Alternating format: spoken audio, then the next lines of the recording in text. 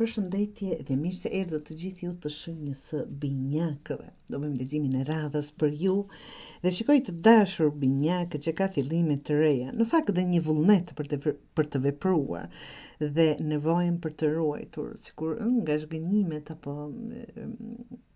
lëndimet e zemrës së juaj, zemrën në një botë që kërkon shumë prej teje, është një ndjesi e tillë. Jeni duke filluar diçka të bukur, mund të jetë dashuri e re, një ndjenje pastër, një zemër që po zbutet, po hapet sërish të dashur. Ndoshta pas një periudhe të vështirë, një fillim emocional. Ky letër bukur me qendrin dhe zemrën në dorë flet për një shpirt të ndjeshëm që në fillim të butë, një fillim të butë që kërkon kujdes. Të dashur binjak, ti je në një fazë ku po ringrihesh emocionalisht, por sikur akoma e delikate për brenda.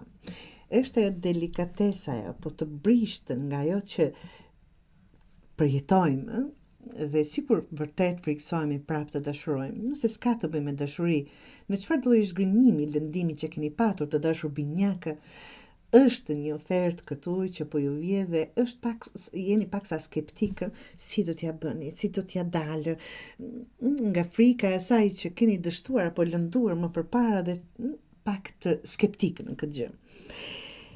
Vjen fëmia i zileve të dashur që quhen ndryshe, një figurë që përfaqëson një dëshirë për të nisur diçka të re. Siç thash këtu, mund të jetë një projekt, një ide, po një dashuri e re, një rrugtim i ri, ka një kuriozitet dhe një përpjekje të sinqertë për të dalë nga vendi i zakonshëm, nga kjo atmosferë që është bërë si tip rutine të dashur binjak. Edhe pse mund të mos e dish saktësisht se je duke shkuar, sikur është një dëshirë për të vazhduar në këtë projektin e ri, me këtë dashuri të re, me këtë ofertë të re, çfarëdo që të jetë. Kalorësi të dashur i zileve tregon për që pas kësaj dëshire për të vepruar provjen edhe një guxim më të. Nuk është më vetëm një ide në kokë, është por një lëvizje konkrete, nuk është vetëm një dëshirë, apo është vërtet një ofertë. Mund të jesh duke bërë hapa praktik, duke kërkuar rrugdalje nga rutinat e përditshme, ose duke ndjekur një mundësi që kërkon më shumë besim dhe trimëri nga ana juaj. Do ta bëj, le të dalë ku të dalë. Është një thirrje për ju që të dilni pak nga ajo rutina e përditshme, nga ajo skepticizmi që ju ka kapluar, se mos të ndodh diçka nga ato të njëjtat siç kanë qenë, dhe frika për të mos dështuar, por kërkon trimëri, ta them, apo guxim për të bërë hapat e parë. Por jeta nuk është vetëm emocion dhe guxim, është dhe një angazhim, qëndrueshmëri dhe durim. Absolutisht, asgjë nuk ndodh në jetë dhe shpeshherë ja lëm fajin fatit.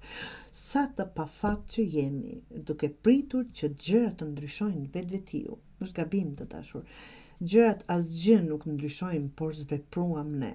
Si që kam thënë gjithmonë, tarot nuk është asgjë tjetër, është një lloj guide, një udhë rrëfyes për t'ju thënë si mund, çfarë mund të bëjmë, është një lloj shtytje për ju që të veproni, të dashur, që të ndryshojmë, që të ndryshojmë gjërat që duam të ndryshojmë.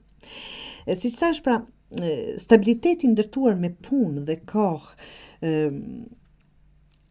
kjo letër të kujton që edhe nëse zemra jote po shtyn dhe ecësh shpejt ose të ndjekësh ndjenja, është e rëndësishme të dashur binjak të ruash qëndrueshmërinë tënde të brendshme. Pra,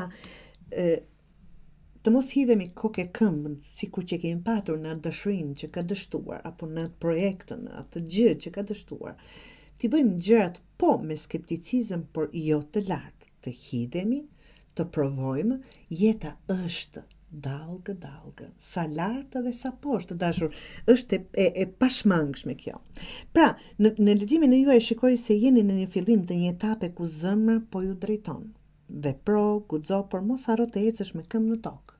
Do thotë të kemi atë pikpyetjen gjithmonë. Lejoj emocionet të jenë udhërrëfyes yt, por dihet që rruga që po ndërton kërkon dhe përkushtim dhe durim. Nuk të ndodh asgjë shpejt e shpejt. E ardhmja jote ndërtohet sot me hapa të thjeshtë, por të sinqert, të dashur, të dashur Binjak. Pra, zemra është duke u thirrur, a keni guxim të ecni pas asaj? Kjo është pyetja.